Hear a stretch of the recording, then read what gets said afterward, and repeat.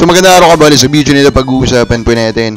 Ilalabas po natin ang pinakabago pong mock draft kabola. Again, this draft is really shaping up to be a really good one kabola, as in.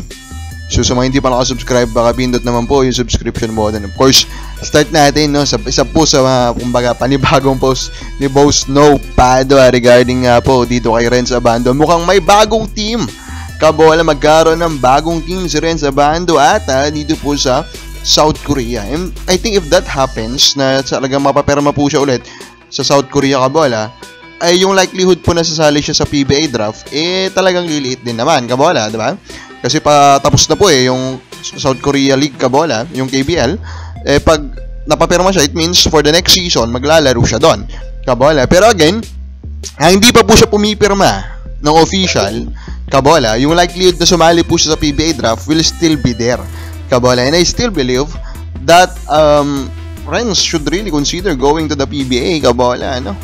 So he will have that name value kabola, he will have that opportunity to really up his stock din naman in there kabola. Now, another name kabola na pinag-uusapan within this week, within this month, is Remy Martin, kasi bumisita po siya kabola dito po sa Pilipinas. And of course, ang usapan agad is yung pagpasok nga po niya sa PBA draft. Although, klinaro naman pala niya kabola na yung pagbisita niya is kumbaga family matters lang sa really in the PBA. Although, he also said kabola daw na nandun pa rin naman yung possibility po na sumali siya sa PBA draft. And we do not know, diba? Like, remember kabola si Cedric Bearfield, diba? Out of nowhere lang din naman yung pagsali na dito sa PBA draft kabola. Tinanggap naman niya yung sahod kabola na in-offer ng Blackwater Elite. So I mean, the possibility is still there, diba? Hindi natin pwedeng tanggalin yung possibility na yan.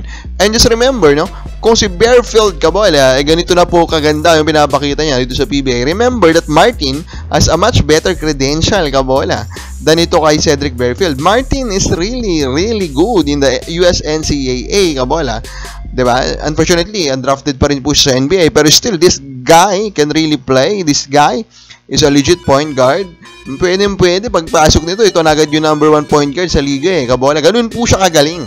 Ganun po talaga kagaling itong si Remy Martin kabola. So, talagang aabangan ito kung sasali po siya or hindi kabola.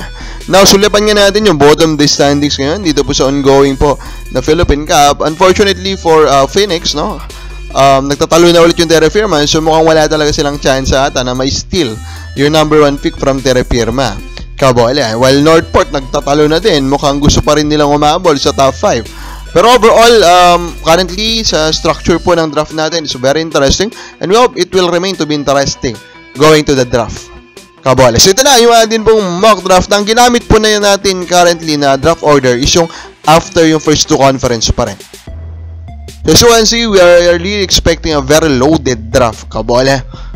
Okay ba yung ginawa ng favorite team mo? Comment na po sa baba.